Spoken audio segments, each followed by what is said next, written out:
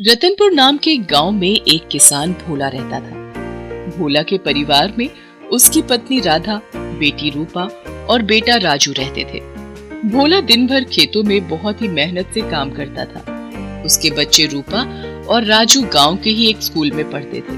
खेती से होने वाली फसल से ही उनका गुजर बसर होता था। कुछ सालों से खेतों में फसल सही से नहीं हो रही थी।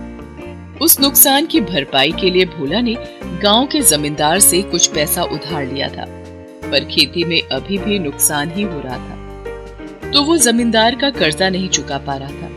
एक दिन भोला और उसकी पत्नी राधा आपस में बात कर रहे थे। कुछ भी समझ में नहीं आ रहा, कहाँ से पैसे दूंगा मैं कर्जे के। आप चिंता न करो जी, सब ठीक हो जाएगा। फसल भी सही से नहीं हो रही, हर साल नुकसान ही नुकसान हो रहा है। खाने के लिए ही बड़ी मुश्किल से हो रहा है, कहाँ से चुकाएंगे जमींदार का कर्जा, समझ नहीं आ रहा। अरे तो जमींदार को भी तो दिख ही रहा होगा ना, कुछ छुपाया थोड़ी ना है हमने। कुछ कहा क्या जमींदार ने आपसे? हाँ, कल बुलाया है उसने, देखो क्या कहता है।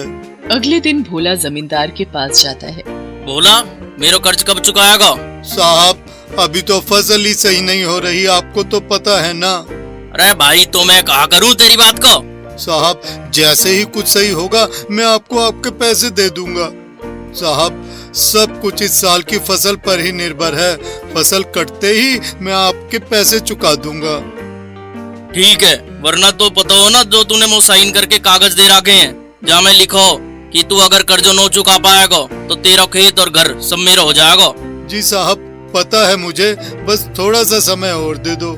नहीं दे सकता, अब मुझे मेरा पैसा चाहिए। 3 महीने को समय है तेरे पास, जो करना है कर ले।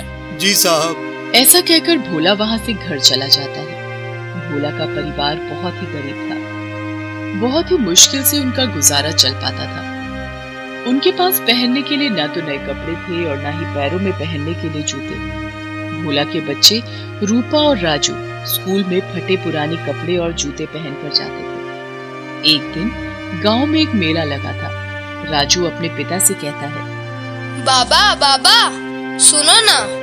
हाँ बेटा, क्या हुआ? बाबा, आपको पता है ना, गांव में मेला लगा हुआ है। हाँ बेटा, मुझे पता है। तो बाबा, आप मुझे और दीदी को वहाँ कब लेकर चलेंगे? पर बेटा, हमारे पास मेला घूमने के पैसे नहीं हैं, तो हम क्या करेंगे वहाँ जाकर? राजू और भोला की बातें सुनकर वहाँ रूपा भी आ जाती है और कहती है, कोई बात नहीं बाबा, हम आपसे मेले में किसी चीज की कोई जिद नहीं करेंगे, आप हमें ले चलो ना बाबा। हाँ बाबा, बहुत मन कर रहा है मेला घूमने का। भोला अपने बच्चों के मुंह से ये सब सुनकर थोड़ा दुखी हो जाता है और उसकी आंखों में आंसू आ जाते हैं। उस रात भोला ठीक से सो नहीं पाता और सोचता है, कैसा बाप हूँ मैं, जो अपने बच्चों की जरूरतों को भी पूरा नहीं कर सकता। क्या सोचते होंगे वो लोग मेरे बारे में। हे भगवान, कैसी परीक्षा ले रहा है तू मेरी। धीरे धीरे समय बीतने लगा, पर भोला की फसल इस बार भी पहली बार की तरह ही खराब हो गई, जिस कारण भोला जमींदार के पैसे नहीं चुका पाया। जमींदार भोला को अपने घर बुलाता है। अरे क्यों भाई, तेरा मन्ना क्या पैसे चुकाने को मेरा? साहब, इस बार भी फसल खराब हो गई, आपको तो पता ही है ना, कहाँ से चुकाऊंगा साहब मैं पैसे। मोना पतो कछ, तूने जो कागज पे साइन कर रखे हैं ना, अगर यह बार तेने पैसा न चुकाए तो तेरा घर खेत मैं ले सकूं। कल तक मुझे तेरा घर खाली चाहिए। नहीं साहब, ऐसा मत कहिए, आप मुझे थोड़ा सा समय और दे दो, मैं आपके सारे पैसे चुका दूंगा। आप ही बताओ साहब, मैं अपने बच्चों को लेकर कहाँ रहूंगा? हाँ तो दियो तो मैंने तो टाइम, जब तूने वहां में कुछ न करो तो अब कहा कर लेगा। चल निकल में यहाँ, मुझे तेरा घर खाली चाहिए कल को।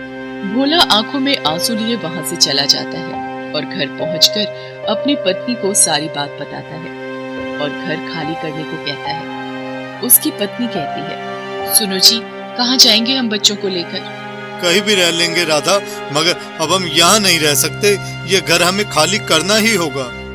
ऐसा कहकर भोला फूट फूट कर रोने लगता है। उसकी पत्नी उसको चुप कराती है। दोनों पति पत्नी घर का सामान बांधने लगते हैं।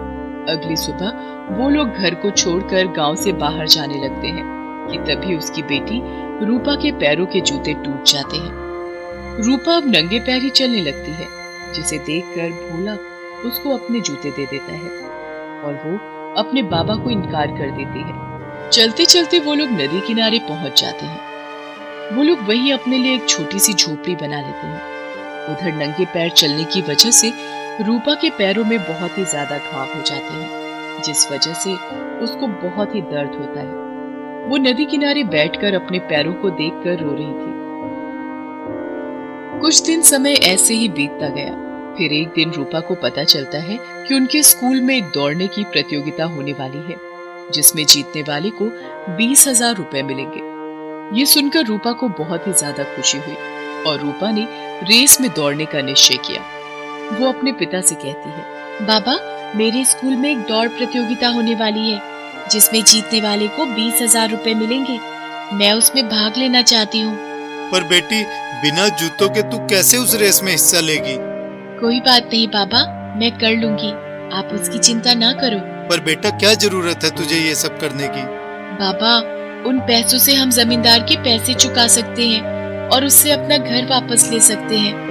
रूपा की बात सुनकर भोला की आंखों में आंसू आ जाते हैं और वो कहता है, ठीक है बेटा, जैसी तेरी मर्जी।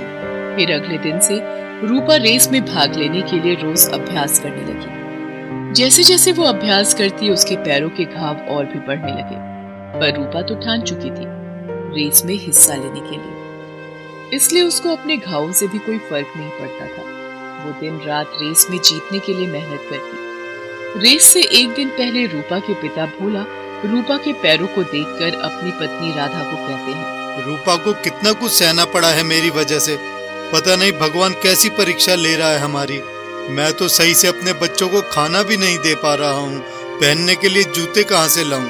देखो ना क्या हालत हो गई है मेरी बेटी के पैरों की। ऐसा कहकर वो रोने लगता है। फिर अगले दिन सुबह जब रूपा रेस के लिए स्कूल जाती है, तो वहाँ रास्ते में उसको झाड़ियों में कुछ चमकता हुआ दिखाई देता है। रूपा वहाँ जाती है तो उसको वहाँ एक सैंडल मिलती है, जिसे देखकर वो बहुत ही खुश हो जाती है।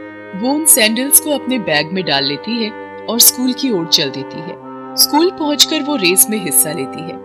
पहले 2 राउंड तो जैसे तैसे करके दौड़ लेती है, पर लास्ट राउंड के लिए अब उसके पैरों में बहुत ही दर्द होने लगता है। उसका खड़ा होना भी मुश्किल हो रहा था। तब रूपा को अपने बैग में रखी सैंडल की याद आती है। वो अपने बैग में रखी सैंडल को निकालकर पहनती है तो उसको महसूस होता है कि उसके पैरों में कोई दर्द नहीं हो रहा। वो सैंडल निकालकर देखती है तो उसके पैरों में अब एक भी घाव का निशान नहीं था, जिसे देखकर वो बहुत ही खुश हो जाती है। वो सोचती है, सच में इन सैंडल्स को पहनकर मेरे पैरों के घाव खत्म हो गए हैं। ये कोई साधारण सैंडल नहीं है, मुझे लगता है ये तो कोई जादुई सैंडल है। ऐसा सोचते सोचते वो सैंडल पहनकर रेस के लिए तैयार हो जाती है। रूपा का सारा ध्यान तो बस रेस जीतने में था। रेस शुरू हो जाती है। रूपा अपनी सैंडल पहनकर दौड़ना शुरू करती है।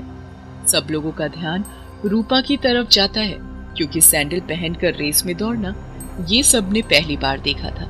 रूपा अपनी सैंडल पहने दौड़ी जा रही थी और सबको रेस में पीछे छोड़ती हुई सैंडल पहनकर वो बहुत तेज दौड़ रही थी और आखिरकार रूपा को रेस में पहला स्थान मिला। रूपा बहुत खुश हुई, क्योंकि अब उसको इनाम में 20,000 रुपए जो मिलने वाले थे। सभी लोगों ने रूपा की बहुत तारीफ की, क्योंकि उसने सैंडल पहनकर रेस में पहला स्थान जो प्राप्त किया था। अब तो रूपा सैंडल वाली लड़की के नाम से मशहूर हो गई थी। वो जीत के पैसे लेकर अपने घर आती है और अपने माता पिता को पैसे देती है। इतने सारे पैसे एक साथ देखकर उसके माता पिता को बहुत ही ज्यादा खुशी होती है। तभी उसकी माँ का ध्यान रूपा के पैरों पर जाता है। रूपा के पैरों में सैंडल देखकर उसकी माँ राधा रूपा से पूछती है, रूपा, ये तेरे पास नई सैंडल कहाँ से आई? तब रूपा अपनी माँ और बाबा को सैंडल वाली सारी बात बता देती है। ये सैंडल कोई जादुई सैंडल है, ये सुनकर उसके माता पिता चौंक जाते हैं। तब रूपा अपने माता पिता को सैंडल को अपने पैरों में से निकाल कर दिखाती है।